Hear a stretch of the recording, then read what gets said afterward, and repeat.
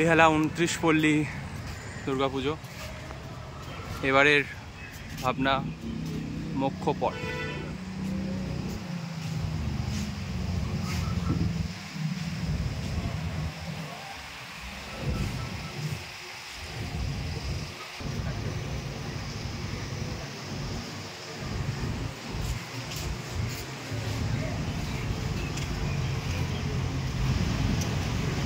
প্রতিমার মুখটা খুব সুন্দর।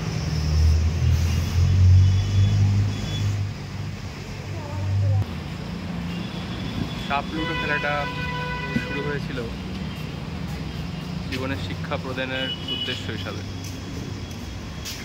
জীবনে আপস অ্যান্ড ডাউনস থাকবেই। খারাপ কর্ম করলে সাপের মুখে পড়তে হবে, নিচে যেতে হবে, আর ভালো কর্ম করলে সিঁড়ি দিয়ে ওপরে উঠবে এবং ভালো সময় আসবে। আর খারাপ কর্ম করলে সিঁড়ি দিয়ে সাপের মুখে নিচে নামবে, খারাপ সময়। খুব ভালো একটা কনসেপ্ট, ছোট্ট প্যান্ডেল কিন্তু দারুণ, এবং ঠাকুরটা অসাধারণ।